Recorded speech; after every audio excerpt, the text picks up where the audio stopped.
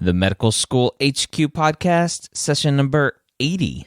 Don't get discouraged. Ask for help. And, if you get rejected, find out what you did wrong and try to make it work and go back at it again. Hey, this is Z-Dog MD, rapper, physician, legendary turntable health revolutionary, and part-time gardener. And you're listening to the Medical School HQ podcast, hosted by the irredeemably awesome Ryan Gray.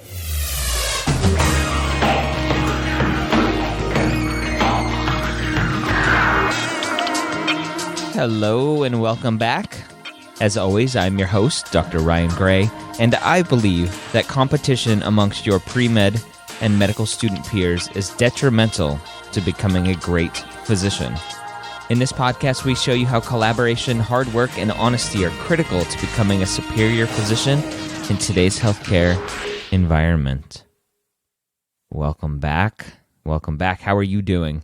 Thank you so much for taking the time to listen to another session here at the Medical School HQ podcast. This is session 80. I remember when we released session 8 and I was ecstatic, and this is session 80. And that's all because of you listening to our podcast each and every week. We have the encouragement and the motivation to continue to release podcasts. One thing that I would want you to do, if you have 2 seconds, not leave us a rating or review, but email us, ryan@medicalschoolhq.net, and let me know, let Allison know, I'll share these emails with her, what you want to hear. Every week we try to bring you something, and one of the reviews that we got this week, it was a 3-star review. We've had 170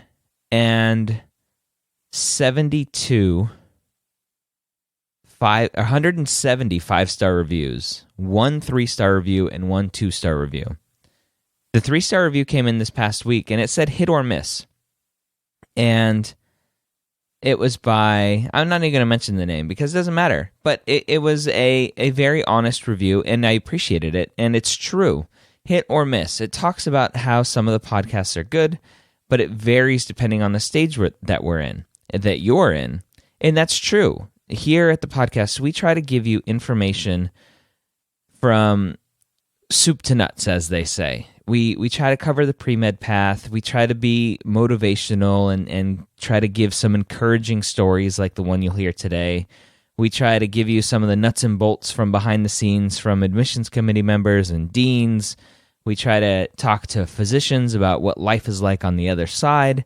We talk about USMLE stuff and what medical school is like. So we do try to cover everything. And maybe that's bad because it doesn't really fit for everybody. But in our mind, if there's something maybe that you don't want to hear, then we'll see you next week. And we're okay with that. And maybe we'll try to do a better job at the beginning of the episodes to let you know what we're going to be talking about. Because if it doesn't really pertain to you, then we'll see it at next week, and hopefully there will be something there for you. So let us know what you want to hear. If there's something that you've been dying to hear about and we haven't covered it, and you're just sitting and waiting and we cover all this other stuff that you wish you would hear, let us know. And that's what I want you to do this week. Just let us know. You can email us. You can go to the show notes and let us know. The show notes this week will be, as always, at the medicalschoolhq.net/ and then the session numbers. This week is 80, so medicalschoolhq.net/80. 80. Before we get started in today's podcast, which I mentioned is a very motivational one, I want to remind you about freemcatgift.com, where you can download a brand new, completely free 30-plus page report on the most important pieces of the MCAT. And by the way, there are discounts in there, some discount coupons and stuff for the MCAT and test prep companies. Take your knowledge of the MCAT to the next level by going to freemcatgift.com and downloading the free report today. One other thing I want to mention before we jump into today's interview is Pre-Med Life magazine. Their May and June edition, they come out every 2 months, so the May-June edition is out now. The print edition comes out in May, and then the June, the digital edition comes out roughly at the beginning of June. So the digital edition doesn't look like it's live yet on their website as I'm recording this, June 2nd, but look for it soon. If you go to premedlife.com and click on the magazine in the menu bar. Some of the features from this month's or this issue: what every successful pre-med knows, cleaning up your social media profile, which is important. Those admissions committee members might be checking stuff out, although some say they don't look because there's just no time. And then another one, getting the most from your summer internship. I think that was a great article and something that everybody needs to know, things to do during summer. So check out Pre-Med Life magazine. As hopefully you know from last week's podcast, we are now a partner podcast with them. They're our partner magazine. So go to premedlife.com. So this week we talked to Danielle Ward. We're going to talk about things that if you are doubting that you can get in, if you have tried once and failed, tried twice and failed, this episode is for you. If you're sitting there and thinking that your MCAT score is holding you back, this podcast is for you. Danielle Ward is starting medical school this fall. We're releasing this in June 2014, so she's starting this fall at the Georgia campus of Philadelphia College of Osteopathic Medicine. Danielle is going to talk about how it took her several attempts at applying to medical school, spanning over 5 years, to finally get an acceptance. Listen to her talk about her struggles, what she learned from them, and how you can learn from them as well. Danielle, thank you for taking the time to talk to us today. Let's start by telling us when you decided that medicine was right for you. Wow. Hey, well, I feel like I've always wanted to be a doctor. From the time I was little, I used to watch the ER shows. I've always told my mother, this is what I want to do. And so I'll say the defining moment was when I started my freshman year of college. It was also the semester that Hurricane Katrina hit. And so our campus turned into an emergency triage center, and they flew in all the people from New Orleans, and I got to work with doctors, and it was around the clock. And that's when I really knew that's what I wanted to do. Just being around people, helping them, comforting them in times of crisis. That was when I knew I was on the right path, and I kept with it. Where were you going to school at that time? Oh, Louisiana State University. Oh. LSU. Oh. All right. Oh. We might have to end the call now. I'm a Gator, so. Oh, sorry. Yeah. Why are you apologizing? We can't all be great. I'm sorry. Oh, man. All right. Let's get back on topic here. So, yes. Talk about what you were doing to be able to get that experience of being around the doctors and helping in that kind of environment. Were you just volunteering at a hospital, or what were you doing to get that experience? You mean when I originally during the Hurricane Katrina? Yeah, during the hurricane. How did you come to volunteer and do it? It was freshman year. I had just moved in, so I was staying in a dorm on campus. I couldn't go anywhere. The city was shut down pretty much. And they sent out a call for volunteers. They're like, anything you could do, come help. You could help with patients flying in. You could help with donation sorting. Just, we need your help. So that's what I did. And classes were canceled. So it was just easier just to spend all my time and energy there. Maybe come back to the dorm and sleep for a little bit and go right back and do it. Interesting. And it also took my mind off of the storm and what was going on the news. That's great. No, that's a great experience. And obviously it had an effect on you. So you're a freshman, you get this experience, you go, all right, this is definitely what I want to do.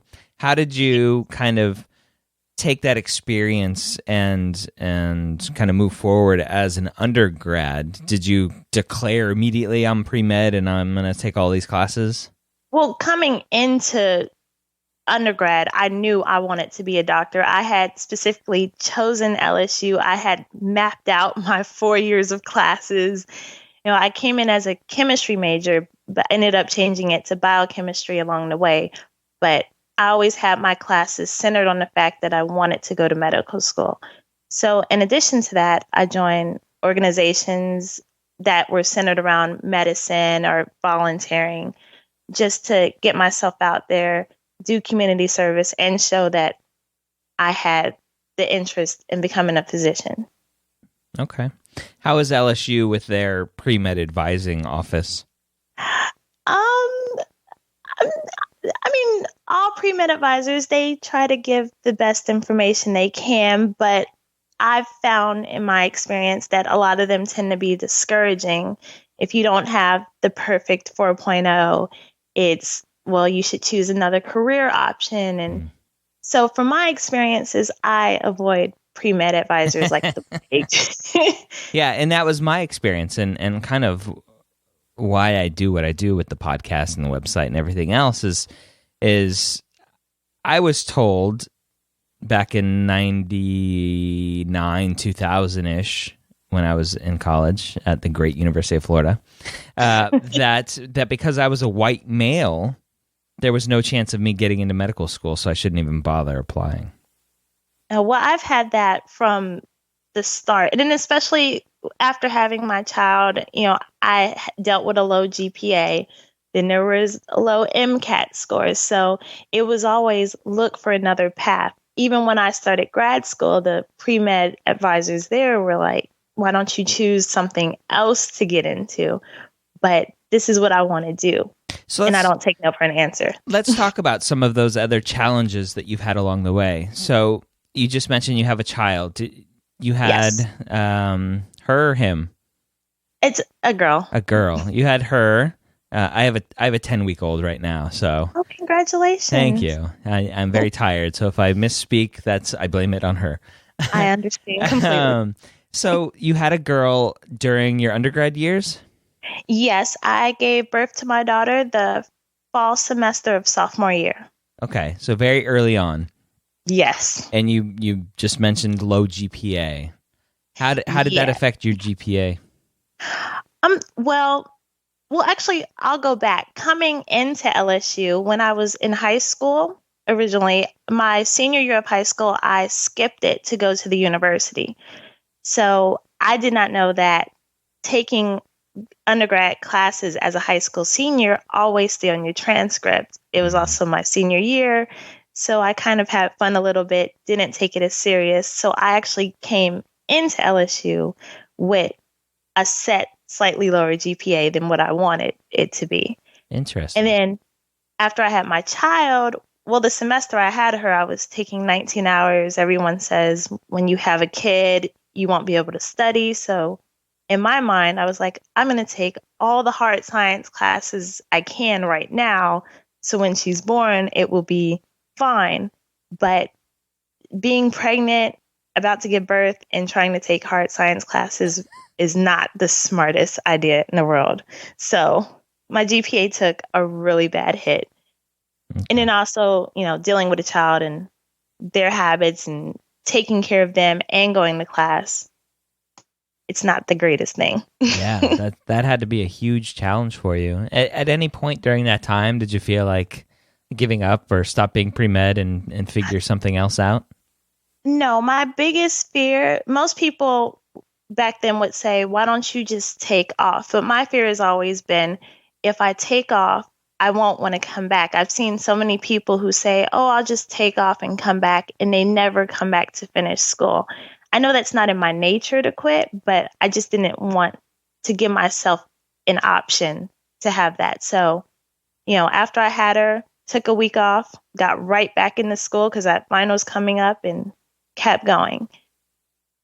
Wow. But I did take off the following semester. I did have problems in my marriage. I was married at the time. And so I ended up, it was the final 3 weeks of school. I actually had to withdraw from the university due to marital issues. I had to leave. And so I went out of state and came back 2 months later for summer classes.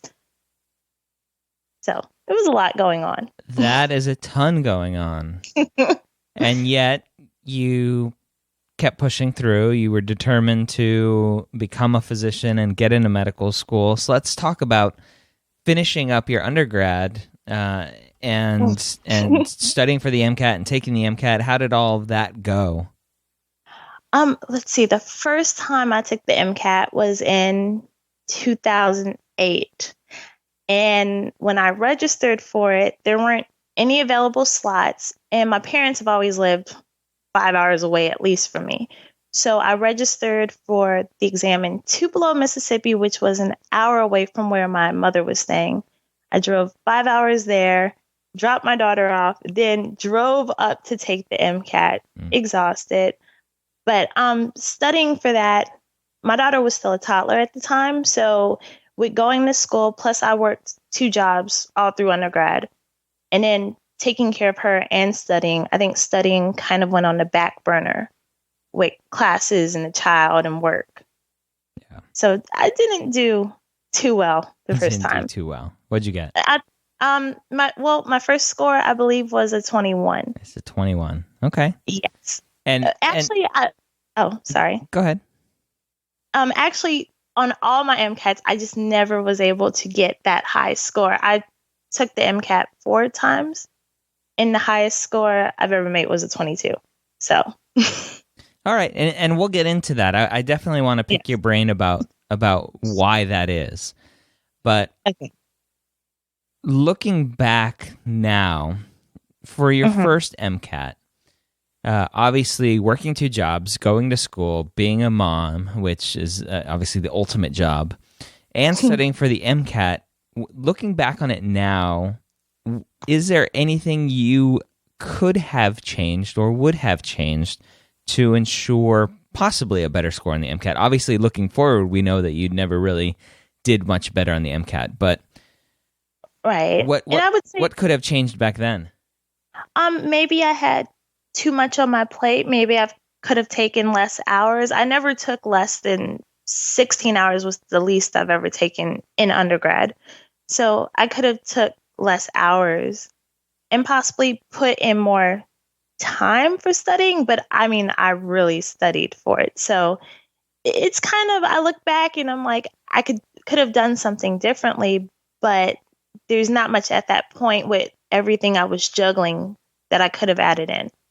And I couldn't afford a class, the $2,000 classes. And yeah, that was my next question was, did you take a course or a class or anything? No, I bought the exam crackers complete set off of eBay, self-studied at home following their chart that they have listed. Mm-hmm. And that's how I did it the very first time. And what about practice tests, like any of the AAMC practice tests? The first time I did the free practice test, I never paid for the extras, but the subsequent times I took the MCAT, I did go ahead and buy the AAMC practice test and the assessment for the most recent MCAT. I did that as well. Okay. And were you... sorry? Were your practice test scores very different than what you got on the real test? Yes, it's on my practice tests I've made, it's still the low end depending on how you look at it, but I made 26s and 27s on the practice. And then on the real thing, I just had this consistent 21, 22. I think I made a 20 at one point.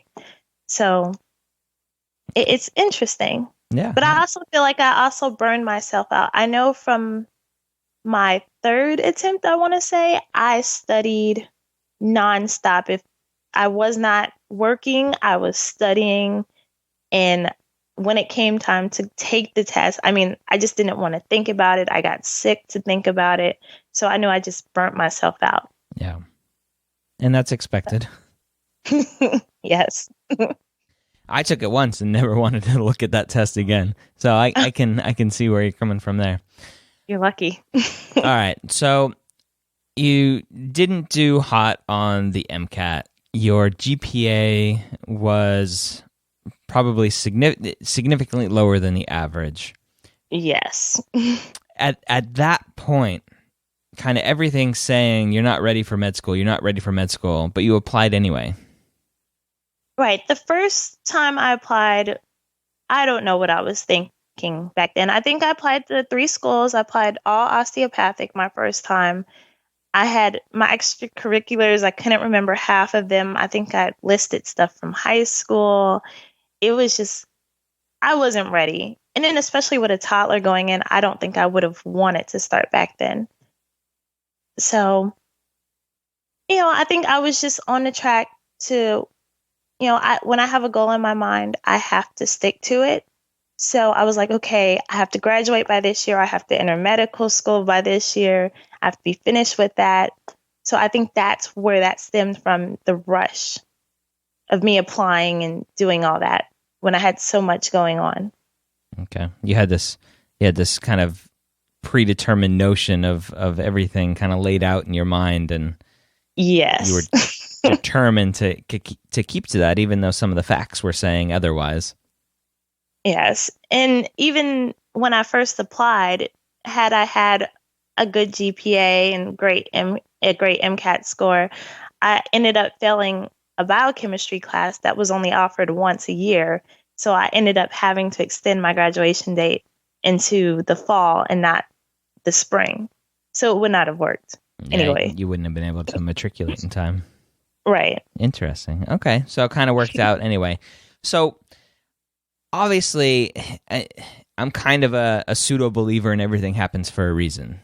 So I'm the same. You applied to the 3 schools. You didn't get in, which in hindsight wouldn't have mattered because you failed the biochemistry class. Right. What did you learn through that application process that you took forward with you and prepared for the second application? Actually, just being able to go through the application process to know, the secondaries, the primaries, the fees, what that involves. That gave me the insight to where, okay, now I know what I need to improve on. Just listing extracurriculars and jobs and everything. It lets you know, okay, when you're looking at it all on paper, you can identify your weaknesses, or you look at your personal statement and you're like, well, maybe there was something I left out. So there's always something to learn from that.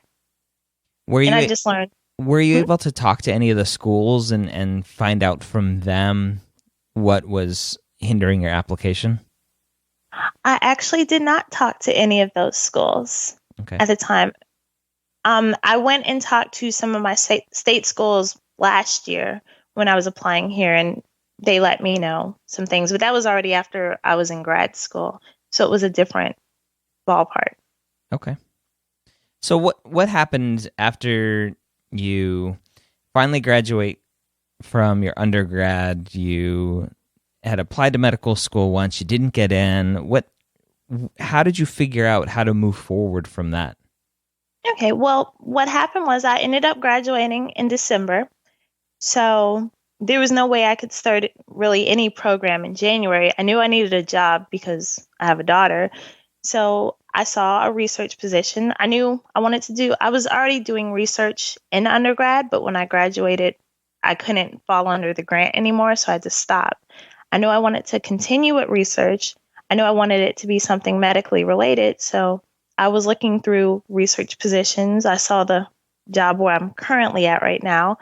I applied knowing it was a long shot, but they ended up liking me and I got in. So I currently do research in parasitology and immunology, and that has really helped boost it. Plus, I'm at a school of veterinary medicine, which isn't humans, but you're surrounded by some of the same things. Okay. So that was my start, was just doing research. And I did that I currently do that, but I started 2010. And then I reapplied to med school in 2011 after thinking, okay, I've done a year of research. I boosted a little bit. And let me see if I can try again. And then after that, I entered grad school in 2012 when I had another unsuccessful application cycle, because I knew the only thing that was holding me back really was the GPA. And so I got in grad school while I was working, and everything seemed to work out from there. So walk me through your thinking as far as thinking in your mind the only thing holding you back was your GPA. Is that just... Oh, well, and the MCAT, of course. Okay, yeah, okay, and the MCAT. Was that just a gut feeling that you had, or was that coming from other physicians, from advisors? Where was that information coming from? I'm going to be honest. Well, I mean, you look on, I visit forums like Student Doctor and all those, and they'll tell you you need more extracurriculars, or you need research, or you need this. And if you look at my application, I've held jobs, I've had research, I've had, officer positions in organizations, I've done community service. There's not much else I can do other than pull up my GPA and get a better MCAT score.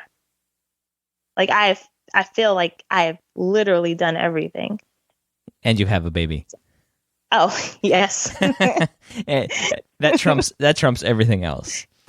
Yes. Okay. And I do it all while raising a now 7-year-old. That's amazing. So. Okay, so you're like, okay, I need my GPA up. I need my MCAT score up. I mean, I was volunteering in a hospital. I've done physician shadowing. Like when I say I've done everything, I cannot think of anything else that would make my application better. So it was really just a gut feeling and common sense, really. That common sense works a lot too. How did you manage all of that? And I've talked to a medical student who several episodes ago, who has 3 children when she started medical school. Oh. How did you manage all the volunteering, all the shadowing, all the schoolwork with a child? What was that like? I can imagine 3. Well, it's basically time management. There were times when I would take off from the lab and go shadow, or take off from work and go shadow. It's either she was in daycare or she was in school.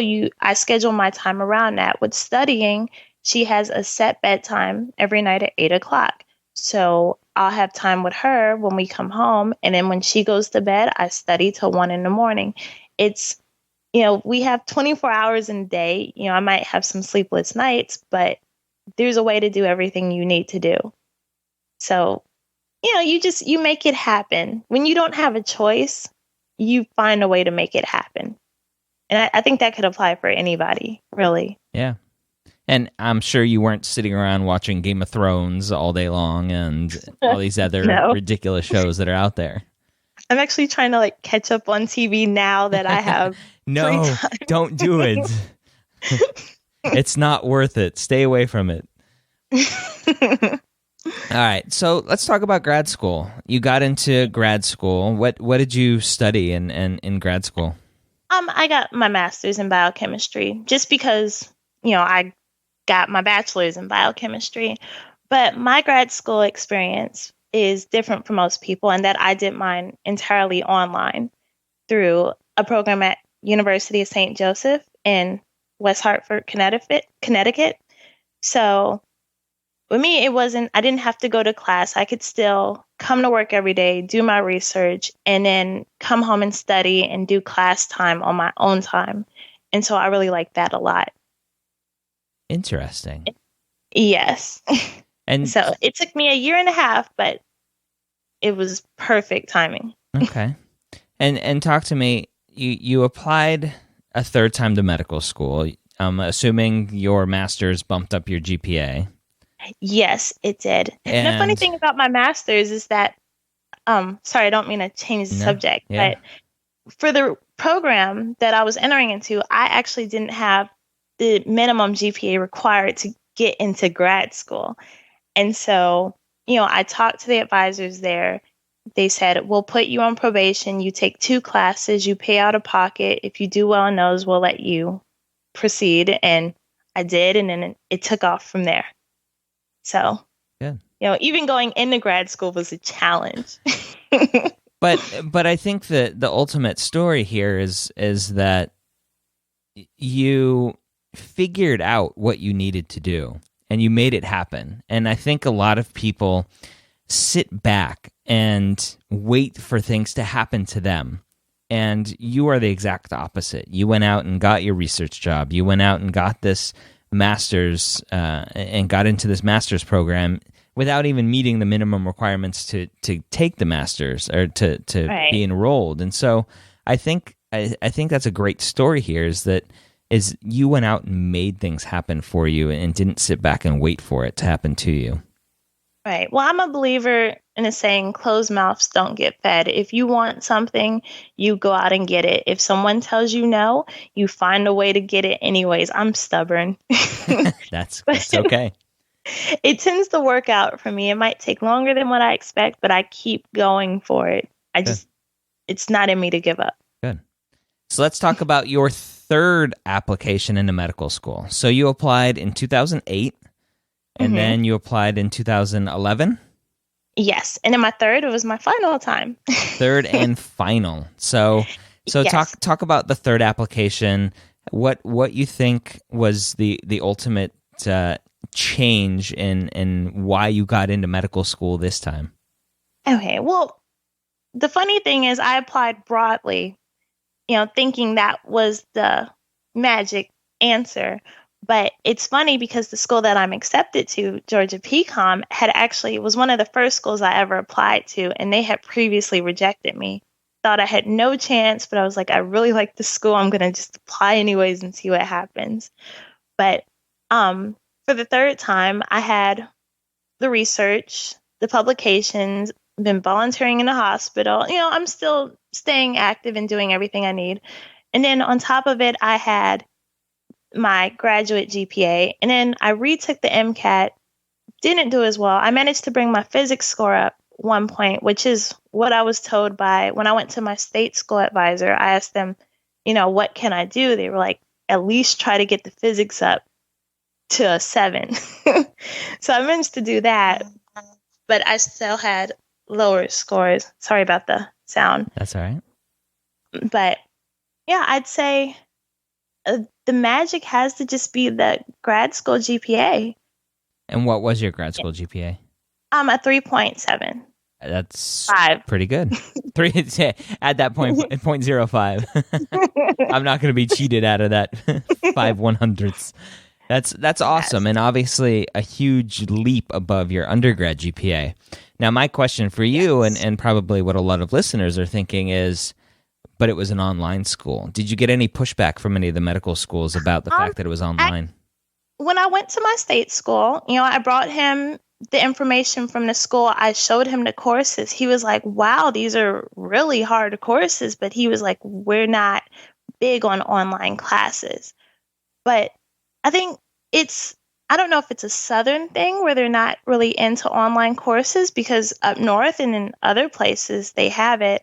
But, I have gotten slack about it. And then I show people, I'm like, do you want to see the work I'm doing? Do you want to see the exams? Do you want to see the proctor that's mailed to me that, scans me and watches me while I take a test?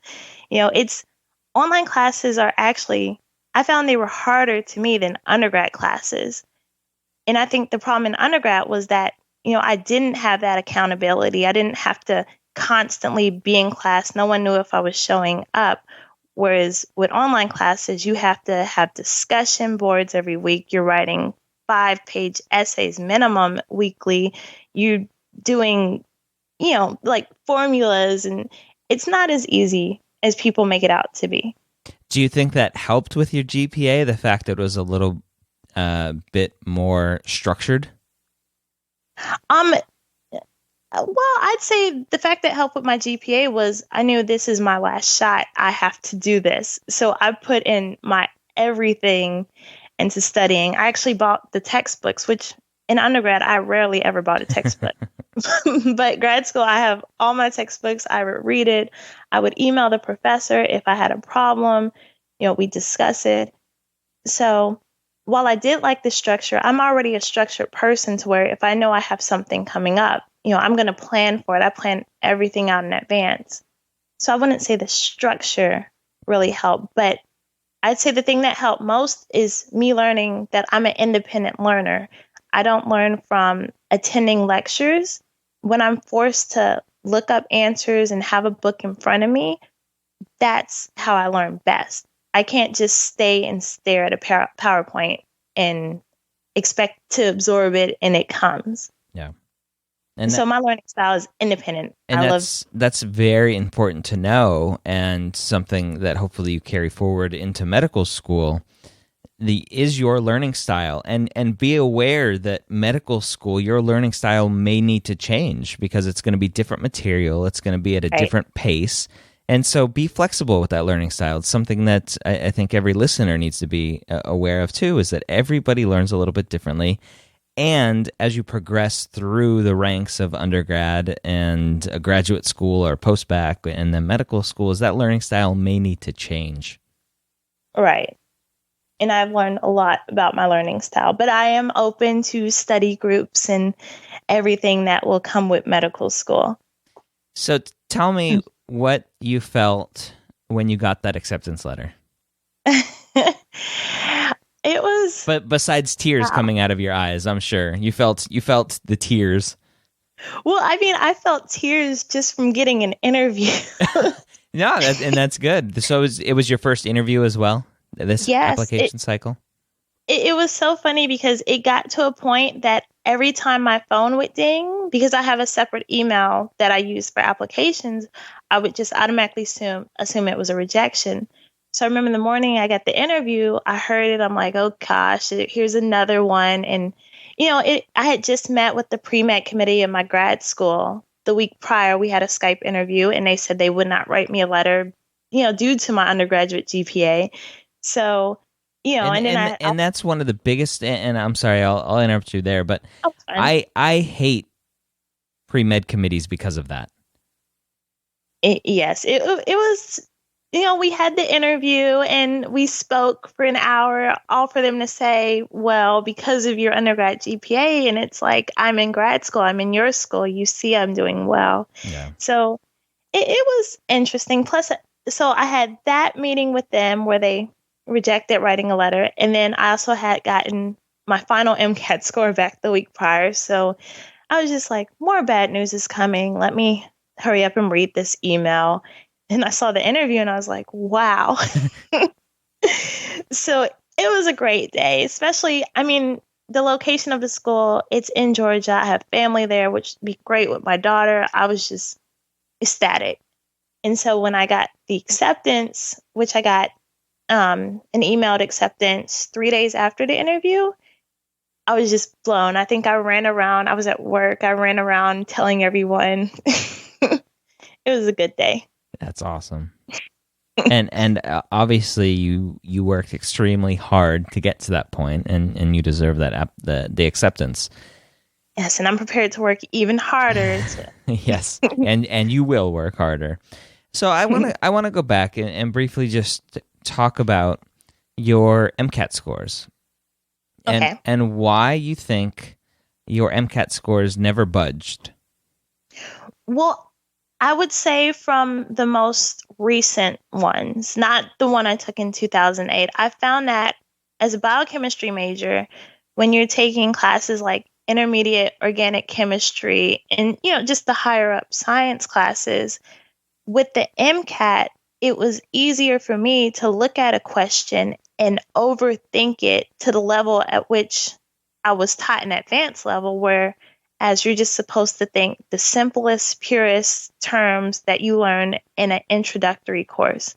So for me, I think a lot of it was I just overthink questions to the maximum. There's also overstudying. I tend to burn myself out. I know I shouldn't, but that happens. And then, I also did the practice test.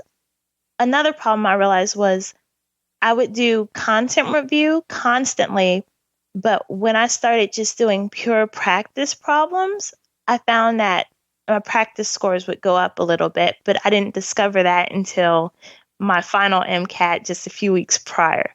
So I would say it's coupled with overthinking, not doing enough practice questions, and too much burnout would be my main reasons for not doing so well. Those are all probably the key reasons for not doing well. And something that I'm glad that you talked about is being a big science major and all the science classes that you took and studying content and more content. The MCAT is not a test of content. And I think you realize that with your practice tests and go, wow, look at my scores are going up the more practice tests I'm doing. Because the MCAT is a test on how well you can comprehend what they're asking and analyze the question and the answers. And exactly what you said, having that base knowledge at the lowest level is key. And then the practice tests and understanding how they ask the questions and being able to comprehend and analyze, that's what makes the difference with the MCAT. Right, because when I would go over my practice test, I'd be like, how did I get that wrong? What was I thinking? But really, it was just overthinking it. Or I don't know if this will apply with the newer MCAT coming out, but a lot of times the answers were like right there in the passage for some. And so I'd be like, what was I thinking? Or how did I miss that when it's right in front of my face? So just not paying attention to the full question, I would say, is another problem I had as well. I would just kind of glance, be like, oh, this is it. But if I would have really looked into the question and saw, okay, it's right there, I would have done a lot better. Yeah. Interesting. So Danielle, what can you offer us if I'm a pre-med student and I'm struggling with a low GPA, maybe I didn't get the MCAT score I wanted? What's your advice to kind of bust through all of that and keep going on the path? Well, my first is don't give up, don't get discouraged, but never be afraid to ask for help.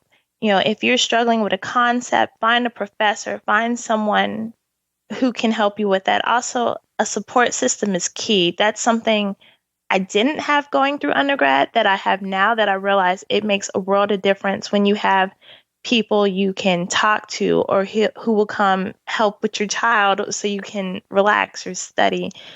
So I'd say don't get discouraged, ask for help. And, you know, if you get rejected, find out what you did wrong and try to make it work and go back at it again. You know, it might not come when you want to, but it always comes.